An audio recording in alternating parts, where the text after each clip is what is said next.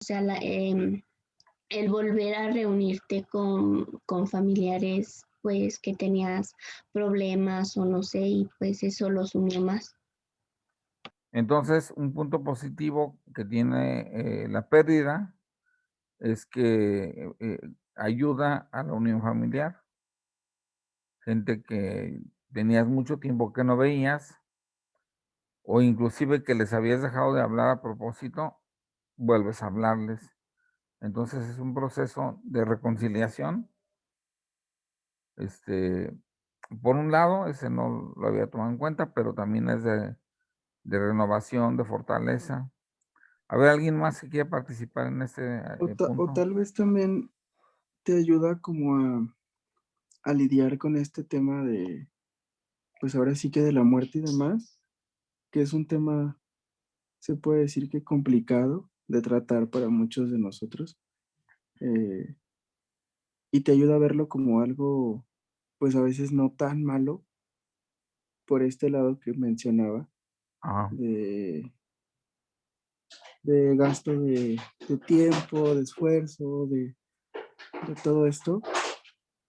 Lo digo porque nos pasó, por ejemplo, bueno, a mí no, a mis papás y a sus hermanos y demás, con mi abuelita, que también tenían que estar ahí todo el tiempo y no tenían luego quien se quedara con ella toda la noche. Luego veía a mi mamá o a mis tíos así súper estresados y cosas así. Y pues ya después, y mi abuelita también ya estaba súper mal. eh, entonces es por este lado y aparte también como decir, bueno, pues la muerte es algo natural, es algo que tiene que pasar en algún momento de la vida y que puede pasar a ella y a cualquiera de nosotros y demás. Entonces, como que asimilas un poquito más, menos dramático el tema, creo yo. Eh, sí, aunque cada muerte es diferente y tiene significados para cada quien muy particulares, eh, de alguna manera te ayuda, te hace fuerte, ¿no? Te renueva. Em, descansas, o sea, hay un descanso de tu parte y de parte del otro, ¿no? Muy bien, ¿quién más? Bueno, otra pregunta es, ¿por qué los duelos pudieran ayudar a incrementar la fortaleza? Pero no hay que tomar el concepto duelo como muerte, sino como pérdida. O sea, las cuando nosotros perdemos algo, este, pudiera ser que eso nos fortaleciera. ¿Por qué pudiera ser así?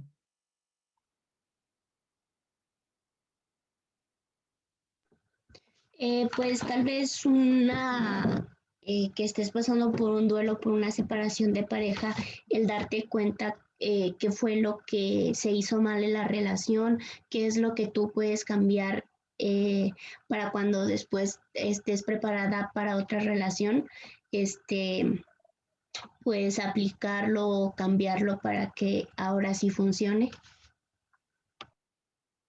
Sí, pues aprender, ¿verdad? Eh, Es como a tolerar cierto nivel de estrés también, ¿no, maestro? Porque al conocerlo, pues también vas a aprender. sí, la experiencia, pues, es muy sabia. Em, muchos eventos de la vida son casi similares entre humanos y las pérdidas producen eventos también muy similares. Entonces, saber cómo afrontar una pérdida es, pudiera ser algo muy particular, ¿no? Por un lado, pero también puede ser algo que se generalice y que te ayude a tener un poco más de experiencia, en una segunda pérdida, cosa que el que no ha perdido a nadie, pues no la tiene. Yo, por ejemplo, desde los 13 años no he perdido a nadie. Significativo me refiero. He perdido amigos, he perdido conocidos, pero la última pérdida que tuve fue mi abuelita a los 13 años, o sea que no. De 13 años para acá, afortunadamente no he tenido una pérdida. Mi mamá sigue viva.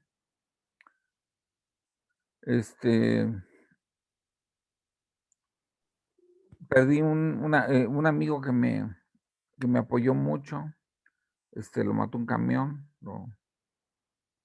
se volcó un camión y lo mató. Otro, tenía ya problemas muy fuertes con el alcohol y básicamente el alcohol lo mató, pero era gente distante que yo no, pues la apreciaba, pero no la apreciaba así tantísimo, pues. Pero pérdidas de familia o pérdida de gente así muy cercana, pues no he tenido. O sea, no, yo soy de los menos preparados para esto, porque no he tenido pérdidas, ni he sufrido, pues, esas pérdidas, ¿no? Esperemos, toco madera. Aquí tengo un escritorio que esto no ocurra. Eh, También, el otro detalle importante es que parte del crecimiento es saber despedirnos, ¿no? De lo que algún día fue, pero que ya no es. Y obviamente eso se vuelve menos traumático. En una relación de pareja, porque casi siempre se ubica el duelo como la muerte, ¿no? Pero cuando te abandonan, cuando tú amas a alguien muchísimo y esa persona se desaparece, es sentir la muerte, o sea, es lo mismo. Es como si de repente amaneciera muerto o muerta, y ocurre. Entonces, ¿cómo nos despedimos, no?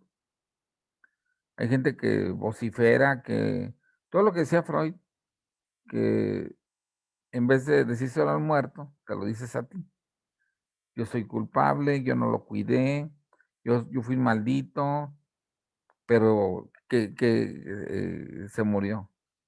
Pero si no se murió, entonces se lo dices al que no se ha muerto. Eres un maldito, me abandonaste, nunca me cuidaste, eres un culpable. Según Freud, en realidad, todos esos sentimientos guardados tienen que irse para algún lugar, o para ti o para la persona que se fue. Si se murió, no se lo haces al muerto. La sociedad no te lo permite. Te lo avientas a ti. Si la persona se fue y te abandonó, pues se lo dices a ella. Es un desgraciado. Y bueno, ahí están todas las canciones de José Alfredo y todas las canciones de mucho compositor mexicano. Parece ser que al mexicano en particular le duele mucho la separación. Y eso lo explica la psicología del mexicano, que seguramente ya la vieron, y habla de que tenemos muchos problemas con el vínculo con la madre. Queremos ser únicos en ese vínculo, pero hay mucha competencia con los hermanos. Y bueno, nos molesta eso, cosa que no ocurre en países sajones que tienen 2 hijos o 1 hijo. Ahí, pues, ¿con quién compites? Nomás, o eres tú el único, o tienes otro hermanito, pero 5, 8 años menor o mayor, o sea que no es competencia realmente, es un complemento. Pero aquí en México sí nos duele mucho. Entonces, los especialistas han dicho que las canciones de dolor por la separación, van dirigidas inconscientemente hacia la madre, porque la madre nos separó del hermanito. El hermanito, el nuevo, vino y nos quitó, a nuestra madre nos destronó. Es lo que decía Freud, le llamaba el rey bebé, porque cuando el bebé nace, todos están alrededor de él, cumpliéndole sus caprichos, llevándole sus sonajas, sus juguetes, sus mamilas, y por eso le llamaba el rey bebé. Y cuando te destrona alguien, porque viene otro bebé, pues te sientes muy mal, y es cuando no, el mexicano no acepta las pérdidas y las super exagera y canta de dolor, ¿verdad? Y bueno, en fin, también cada pérdida es un repaso de todas las pérdidas, por así decirlo. También es algo que es interesante este concepto, porque cada vez que perdemos algo se reactiva todo el proceso mental que llevamos a cabo alguna vez ante otras pérdidas. Y obviamente, pues también ese es un elemento que te fortalece. Según Víctor Frank, que es un autor que no sé si lo hayan visto en otra materia o conmigo, él considera que existen dos tipos de dolor y hasta lo han sacado en algunas películas este asunto de los dos tipos de dolor. El dolor que se trasciende y el dolor absurdo. Por ejemplo, si agarro un martillo y me pego en un dedo, es un dolor absurdo porque no tiene caso. Pero si el dolor es por un motivo, vamos a suponer que, que me tenga que desvelar, me duela la cabeza y los ojos se me pongan rojos por entregar un trabajo al cual aspiro a sacarme una muy buena calificación, ese dolor se trasciende en el trabajo, en lo que voy a hacer, ¿no? Entonces, cuando el dolor se trasciende, se te quita el dolor, valga el término, ¿no? Entonces, en un principio el dolor es positivo porque nos advierte de un daño, pero tarde que temprano el dolor se convierte, puede llegar a ser algo nocivo cuando no se quita, cuando permanece. Pero si una persona puede llegar a trascender ese dolor, entonces prácticamente lo resuelve. Entonces, eh, miren, cuando alguien se aferra demasiado tiempo a un difunto, entra en un plano enfermizo, porque no quiere que le duela y no quiere trascender. ¿Y cómo puedes tú trascender algo que no te duele? No se puede. Tiene que dolerte para trascenderse. Entonces, mucha gente confunde la lealtad hacia el difunto. Y ahí, inclusive, una maestra nos hablaba, Lupita Di Raimondo, cuando nos daba las clases de psicoterapia sistémica, que, que era tanta la lealtad que le tenía la esposa al marido, al difunto, que tenía un cuadro colgado en la pared y que los hijos llegaban y casi se persignaban ahí con el papá, muerto ya, pero estaba ahí una figura en el cuadro, y que cuando comían, constantemente se dirigía la mamá al cuadro y decía, a tu papá no le hubiera gustado que tú comieras así, a tu papá no le hubiera gustado que tú pensaras así, y siempre usaban al muerto para todo, inclusive hasta los hijos, y al hijo le decía, a mi papá no le hubiera gustado que tú hicieras eso, mamá. Entonces era una persona que parecía que tenía vida real y pero que todo el mundo lo usaba a su comodidad y a su gusto, como suele ser, ¿no? No como realmente pensaría el muerto o el difunto, sino como yo pienso, ¿verdad? Que él pensaría. Entonces, ahí no hay una buena solución, porque parece ser que se aferró esa familia o esa pareja demasiado al difunto y no lo deja que se vaya, porque lo correcto es que el difunto se vaya.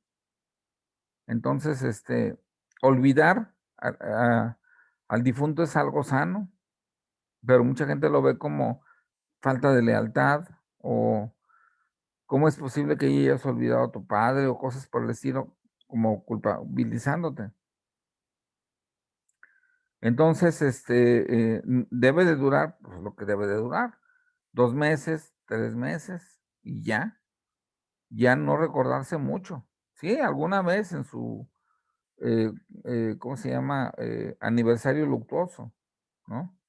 ¿Cómo recordamos al famosísimo Pedro Infante? Pues, cuando se murió, su aniversario luctuoso y ya. Y bueno, sabemos que por ahí andan sus canciones y sus películas, pero no estamos todo el día pensando en él. Hay gente que llegó a tener una devoción por Pedro Infante tremenda, porque impactó mucho en las clases. ¿Por qué motivo? Porque él representaba al mestizo o representaba a la gente del pueblo. Casi todas las películas él era la víctima. No en todas, pero en casi todas él fue la víctima.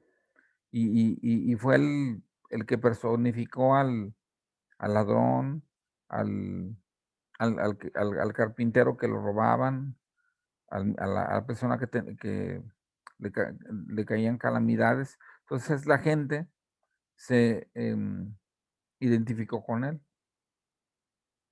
Pero bueno, la lealtad debe determinar cuando la persona fallece, porque no puede haber lealtad hacia un muerto. Eso es ilógico. Pero mucha gente lo quiere posponerse el proceso de duelo y lo alarga más allá, ¿no? Entonces, pues, y por lo tanto no trasciende el dolor. En el duelo, duelen muchas cosas. La palabra duelo tiene que ver con duelo, con lucha, pero también tiene que ver con dolor. Y ahí está como que ambas palabras constantemente nutriendo a la palabra duelo. ¿Qué duele en el duelo? Hay un dolor en el cuerpo, obviamente. Hay pues mucha sintomatología, somatizaciones, y a veces situaciones que no son tan somáticas, que son verdaderas crisis que padece el cuerpo, biológicamente hablando. Un dolor que no se quita, espasmos, dolor de cabeza, problemas para dormir.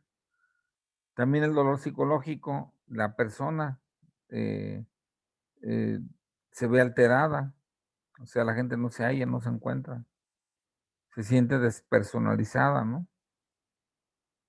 Que todos esos son síntomas de alguna manera que están ahí borderlines, medio coqueteándole a la psicosis, pero como ya repetí en alguna ocasión,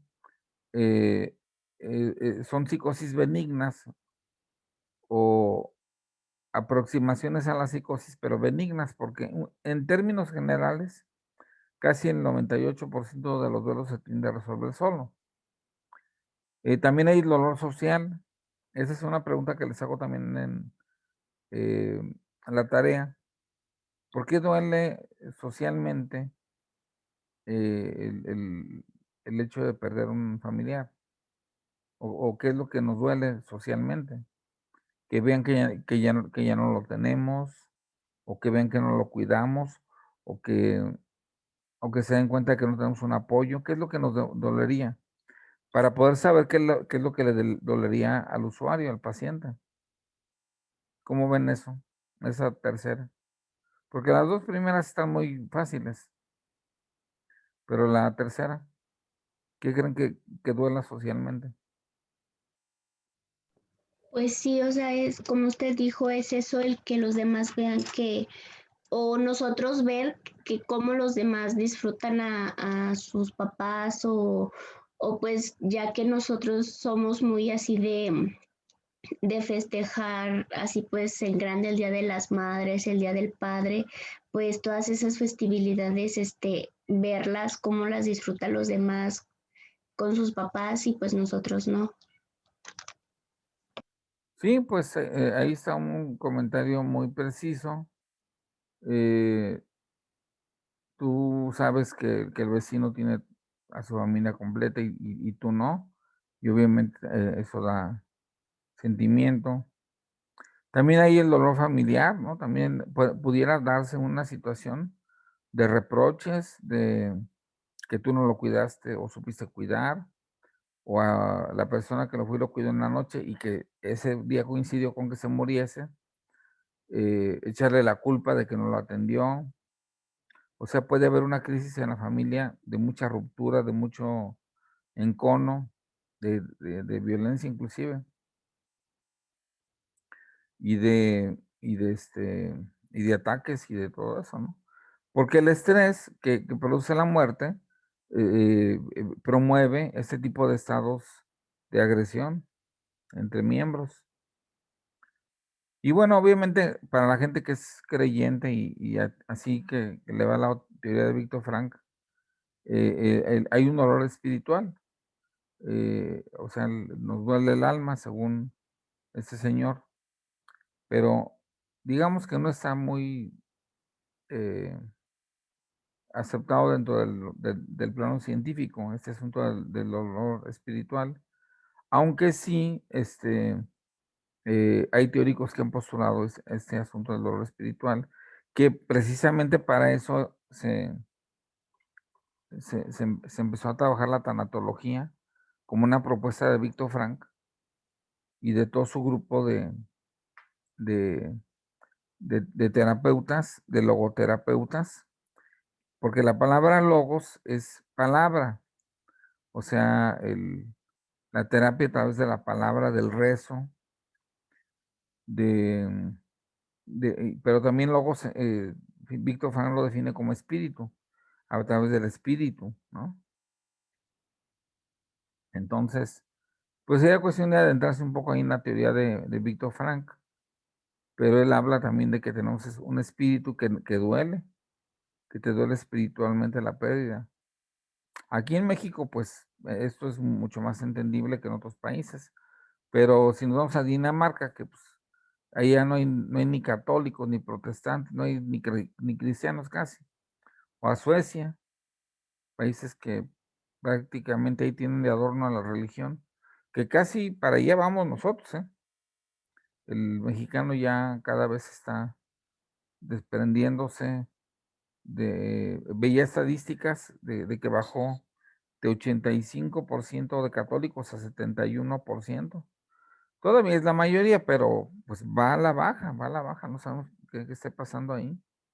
Y de hecho dicen que en Europa, para el 2050, la mayoría no va a ser católica, va a ser musulmana. O sea, bueno, van a tener otra religión. Pero también hay también el motivo de esto se debe a que muchísima gente está abandonando el catolicismo, pero no lo sustituye con otra religión, sino que simplemente se quedan sin religión o ya no creen. Ha habido mucho escándalo en el Vaticano, el Wikileaks, o cómo se llama, el Vaticaneleaks, o no sé cómo le llaman, de muchos documentos ahí que tenía el Papa, el anterior, que tenía ahí guardados, que se dieron a conocer, donde él protegía a gente que no se había portado adecuadamente bien. Pues también eso generó mucha molestia y bueno, es un asunto sociológico muy interesante, ¿no? Se está acabando también, no se diga en Rusia pues solamente la gente anciana va a la iglesia, la gente joven así tal cual se declara agnóstica o atea, en el peor de los casos ateo y en el mejor de los casos agnóstico. Agnóstico es no sé, ateo es de plano, estoy seguro de que no hay nada. Pero bueno, aquí en México es diferente, entonces también tenemos que trabajar con esas diferencias y tenemos también que ver que si nosotros pensamos diferente, si somos agnósticos o ateos o tremendamente católicos, no lo va a hacer nuestro paciente. Así tenemos que buscar la forma de sacarlo adelante dentro de sus propios ritos, pensamientos y formas de ser. Si él es muy católico, pues tenemos que respetar esa faceta. O al revés, si de plano él no cree pues, y aunque nosotros creamos, no podemos imponerlo, ¿verdad? Bueno, ¿qué consecuencias tiene el de aferrarse a alguien? Eh, Cuando era lo que les decía hace rato, cuando tú te aferras a alguien que ya se fue, eh, pierdes la posibilidad de encontrar a alguien que, que, que lo puede sustituir y que puede ser mucho mejor. Pero la gente tiene mucho miedo a la pérdida y se aferra. Y eso ocurre en las pérdidas, obviamente no de padres, de madres, de hermanos, sino en las pérdidas de pareja. Entonces, eh, la gente no quiere dejarlo ir. Y es algo bien patológico, bien curioso, o sea, la persona la maltrataba o lo maltrataba, era bien, bien cruel, en San Valentín ni se acordaba, le llevaba rosas negras en vez de rosas rojas en San Valentín, y la persona pues hasta la recibía con cariño, ¿va? Pero bueno, se dan casos así, y la gente sigue aferrada ahí a una persona que podemos pensar que es una personalidad dependiente, que no tiene tal vez alta autoestima y sigue y no quiere dejarlo, no quiere soltarlo, por más indirectas que le dan. Entonces, se está perdiendo de alguien que a lo mejor sí le respete, si lo respete, si sea más compatible, porque también eso de la compatibilidad tiene que ver mucho. Si no hay compatibilidad, debe de haber comunicación en una relación. La compatibilidad, pues uno ya nace con ella. Hay gente, yo he visto ejemplos de que nadie me platica, ¿verdad? Que con mis propios ojos los he visto, que la señora va a comprar unas cortinas y el señor se queda callado, lo que diga la señora. ¿Y tú de qué color las quieres? Le dice la esposa al marido, y el marido se queda callado, no, del que tú quieras. Entonces se acomodan. Al marido no le importa el color de las cortinas, a la señora sí. Pues ahora sí que son complementarios. Pero, por ejemplo, la educación de los hijos. A lo mejor el marido se mete, pero la señora no se mete. Entonces ahí se van complementando. O bien sean igual, también se vale. O sea, el marido dice, no, pues hay que educarlos en un colegio católico y privado, y la señora también, pues qué padre, ¿no? Pero también, ¿por dónde se van dando las discordancias y al rato las separaciones? Precisamente cuando la gente no concuerda. Y eso de que los extremos se juntan, eso es una de las más grandes mentiras que se ha dicho. O sea, un extremo al inicio, cuando recién inicia una relación, si piensan muy diferente, pues es algo que estás explorando, pero tú no sabes hasta qué grado es capaz alguien de defender una idea y se puede volver esa idea un punto de ruptura y puede ser muy frágil, o sea, puede ser como un vasito de vidrio súper delgadito que con que lo toque se rompe. Entonces, a veces una idea que no concuerdan las parejas, pues puede llevar a eso.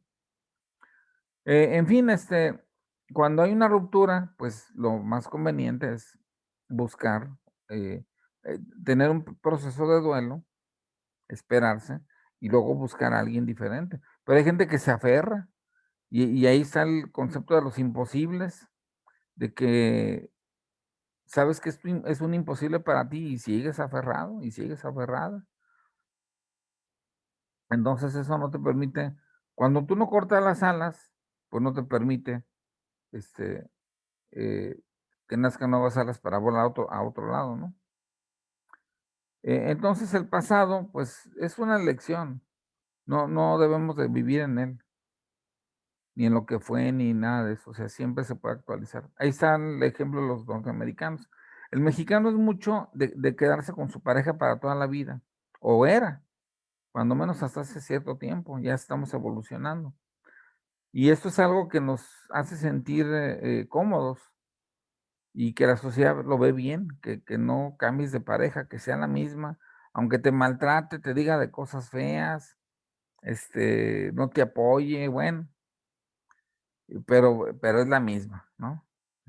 Y eso es tu gran orgullo. En Estados Unidos les vale un soberano cacahuate, que a los 6 meses tienen una, a los 6 meses otra, y, y aparte siguen siendo amigos de la anterior. O sea, no lo toman tan a pecho, no,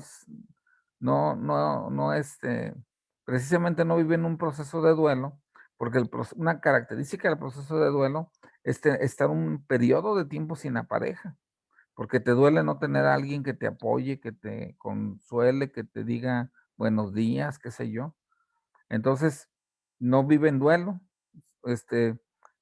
¿Sabes qué? Conocí a otra persona ayer, me encantó, ahí la dejamos, no me importa lo que te pase a ti, y se va con la otra, y la otra también consigue a alguien, y es un enroladero ahí de gente diferente. Pero eso es un estilo, el estilo americano o la forma americana de ser, sobre todo en los artistas, eso se ve mucho, pero no nomás en los artistas, en toda la sociedad norteamericanas son así, y nosotros somos al revés, somos de una sola pareja, aunque nos pegue, aunque nos maltrate, pero pues qué padre, ¿no? Es la misma que no ha cambiado, ¿no? La sociedad lo ve bien. Y los papás cuando si te vas a divorciar o cambiar de pareja, se ponen así, entonces tú dices, no, pues mejor que me siga pegando. En fin, no es bueno aferrarse, ¿verdad? Y bueno, síntomas físicos tienen que ver, en el caso del duelo, con lo que les había platicado de la sintomatología y de las somatizaciones. El estómago vacío, por ejemplo, cuando recién pierdes a alguien, ni ganas te dan de comer. Depende de dónde te da la tristeza, depende de las cosas. Por ejemplo, hay algunos autores que han propuesto que si te duele la garganta cuando se muere alguien, es porque le querías decir algo y que se te quedó atorado en la garganta. Tal vez despedirte, tal vez reclamarle. Hay gente que es muy hipersensible al ruido. Hay gente que se despersonaliza, que luego no sabe quién es, qué está haciendo. Sensación de ahogo, boca seca, pues todos esos son síntomas físicos que se pueden interpretar. Ya se nos va a acabar, no creo que ya nos quede mucho, ya nos va a sacar Zoom. Pero bueno, si quieren continuamos con esto. Miren, les dejé unas preguntas para que